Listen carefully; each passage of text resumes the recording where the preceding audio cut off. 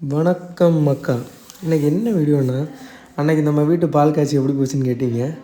பால் காய்ச்சிக்கு ஒரு நாளைக்கு முன்னாடியே பெயிண்டிங்கு அதுக்கப்புறம் எல்லாம் முடிச்சுட்டு நம்ம பசங்க எல்லாம் நைட்டோடு நைட்டாக இருந்து எல்லா வேலையும் முடிச்சு கொடுத்தாங்க. இதோ தெரியுதில்ல, வேலை பண்ணிகிட்டே இருந்தோம். எல்லாம் முடித்த பின்ன லைட்டெல்லாம் சாயங்காலமே போட்டு விட்டுட்டோம். இதுதான் நம்ம வீடு. காலையில் ஆனதும் ஃபங்க்ஷன் ஸ்டார்ட்.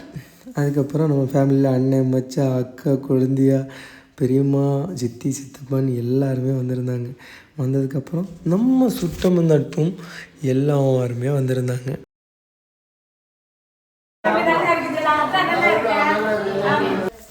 என்ன ஒரு குறைன்னா, நம்ம யூடியூப்பில் நம்மளோட லைவ் பார்க்குற நம்ம நண்பர்களெல்லாம் கேட்டுகிட்டே இருந்தாங்க, எப்போ பால் காய்ச்சி வச்சுருக்கீங்க, எப்போ பால் காய்ச்சி வச்சுருக்கீங்கன்னு. ஆனால் கேட்ட யாருமே வரலையே. நானும் நினச்சேன் வருவாங்க அப்படின்னு நினச்சேன். ஆனால் யாரும் வரல. பரவாயில்ல, ஏன்னா எல்லாருக்குமே வேலைகள் இருக்கும் இல்லையா.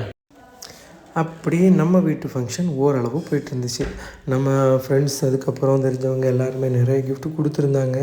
அதில் ஒரு சம்பவம் நடந்து போச்சுனது என்னதுன்னா, அன்னைக்கு வீடியோ தெளிவாக போட முடியாதனால கிஃப்ட்டு பிரிக்கிறதெல்லாம் எடுக்கலை. அதுதான் கொஞ்சம் கஷ்டமாகி போச்சு. அதுக்காக சாரி நண்பா. அப்புறம் தெரிஞ்சவங்க எல்லாருமே வந்து கேட்டிருந்தாங்க, என்னப்பா என்னை மேரேஜுக்கு சொல்லவே இல்லை அப்படின்லாம் கேட்டிருந்தாங்க. என்ன பண்ண முடியும், அங்கே ஊர்லேயே வச்சு மேரேஜ் எல்லாம் முடிச்சுட்டு இங்கே வந்து பால் காய்ச்சி நேரத்தில் தான் எல்லாருக்குமே சொல்லியிருந்தோம். அதனால் எடுக்க முடியலை.